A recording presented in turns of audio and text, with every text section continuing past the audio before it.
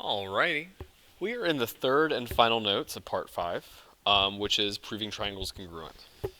So in the last two sets of notes, we've learned side, side, side, side, angle, side, angle, and angle, angle, side, or side, angle, angle. All 4 methods of proving triangles congruent. We've got one more this time around. Now, we're looking at hypotenuse leg, which is honestly kind of the easiest of all of them. We're going to get through these pretty quickly. You shouldn't struggle too much with them, especially if you've been doing practice with your proofs, all that stuff. We just have to identify what a hypotenuse and the legs are, what the congruence does, and what it looks like. So we'll get through these pretty fast, and then we'll move on. Okay, so hypotenuse is the longest side. It's the longest side of a right triangle, and it's always across from the right angle.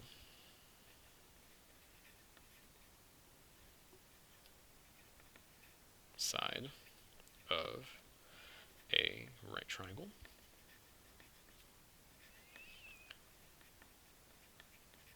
And it's across from the right angle.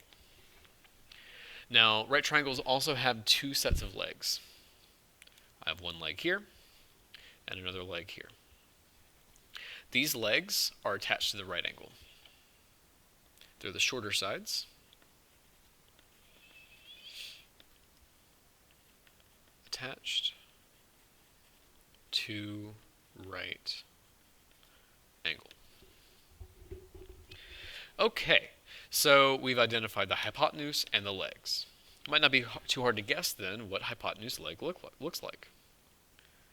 It's going to be HL congruence. And basically, as long as you have one hypotenuse and one leg of 2 right triangles that match, they're congruent. So, if the hypotenuse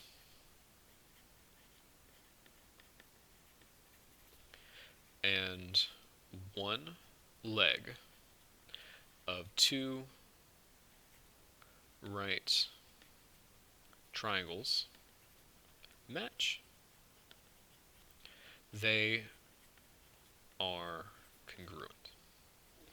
If the hypotenuse and 2 legs and in one leg of 2 right triangles match, they are congruent. So I need to actually add congruence for the hypotenuse here. And as long as we have a hypotenuse and a leg for a right triangle, and they match, those 2 are congruent. So I'd like you to go to the bottom of your page at this point and identify which of these 6 sets of triangles are hypotenuse leg. Pause, give it a second, and I'll show you the answers in a second.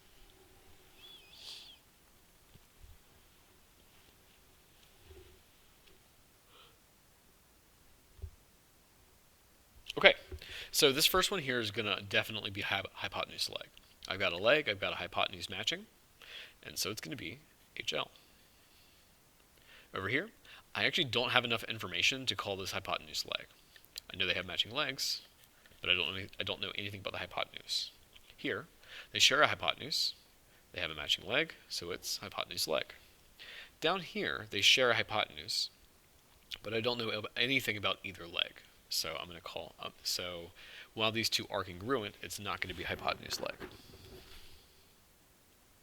Next up, this is going to be HL because I have a pair of matching hypotenuses, a pair of matching legs, and these are both going to be right angles. This last one is also not going to be HL because even though they have matching hypotenuses, these aren't right triangles, so it's not going to work. Okay, so A, C, and E were all hypotenuse leg. Now that we know how to identify them, we're going to flip over to the back and look at some proofs. Before that, though, we're going to actually slide up to the top, where we're going to look at reasons why there are not AAA or SSA theorems. So AAA is pretty easy to see.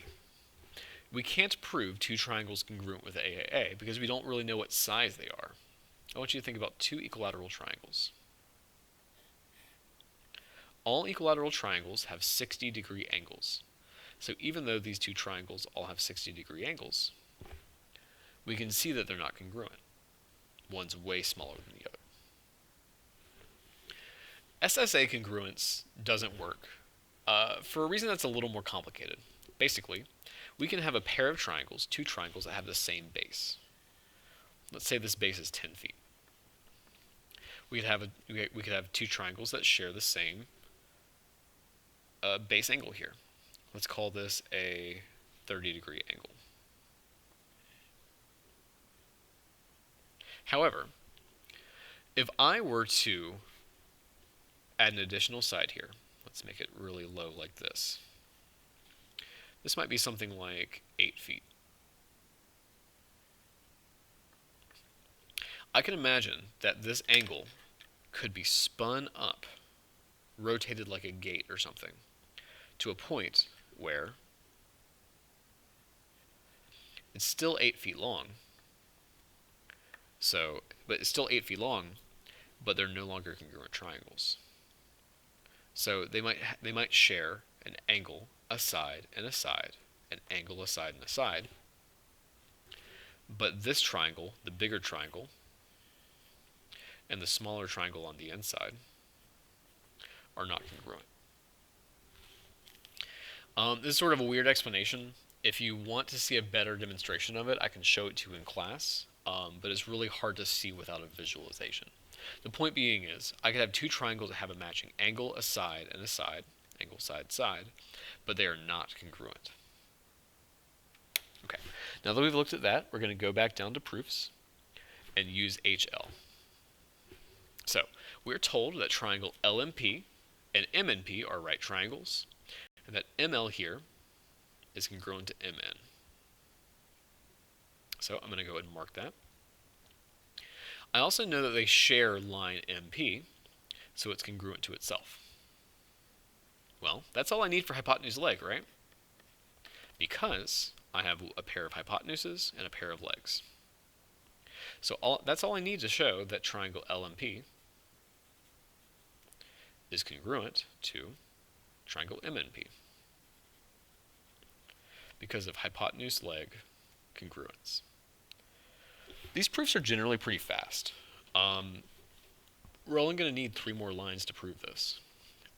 I say that triangle LMP and triangle MNP are right triangles.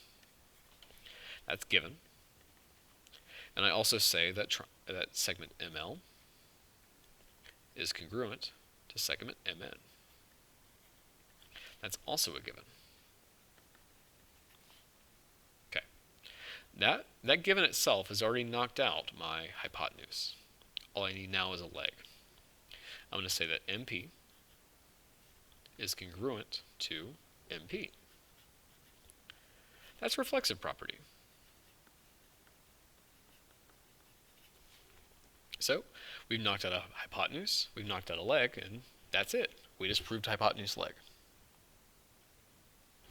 Okay, if you want to move down to the last example, you can practice it yourself. And then, as always, let me know if you have any questions. Thank you very much.